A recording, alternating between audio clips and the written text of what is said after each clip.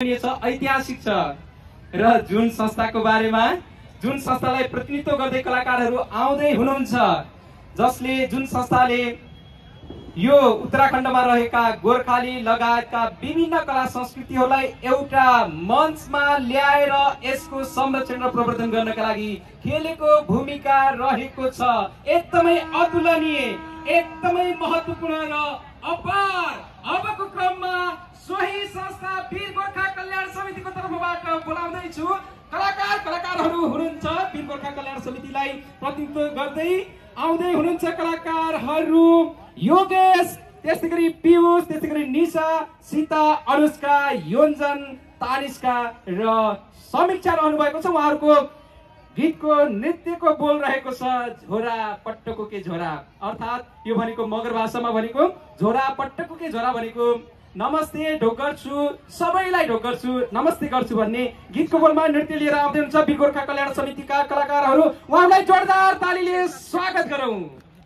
त्यसपछि हामी अन्य एकदमै रोचक प्रस्तुतिहरू त हामी समक्ष छँदैछ। सिन्धुली कलाकारको प्रस्तुति, त्यसै गरी नेपालबाट पाल्नुभएका पार्वती थापा मगर, त्यसै गरी सुनिल थापा लगायतका थुप्रै प्रस्तुतिहरू हामीसँग बाँकी नै छन्। अहिलेको लागि झोरा पट्टको के झोरा।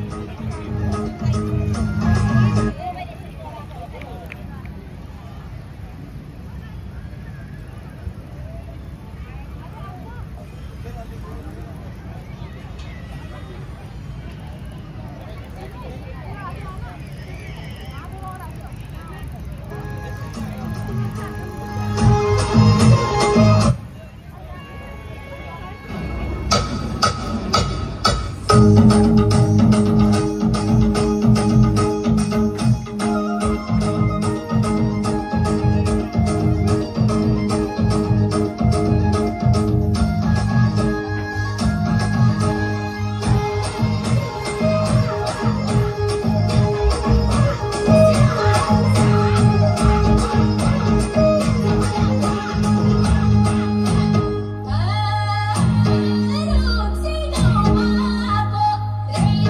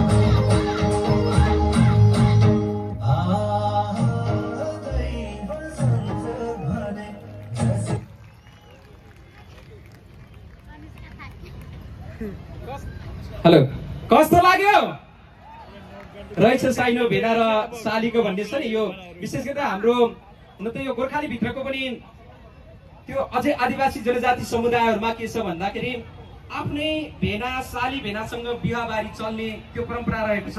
त्यसको एउटा वैज्ञानिक र एउटा साँच्चीकै यस्तो रहेछ कि पहिला आफ्नो छोरीहरू आफ्नो खलकहरू आफ्नै परिवारसँग जाओस्, मतलब आफ्नो निनीको छोरासँग गयो भने ऊ सुरक्षित रह्यो नि त।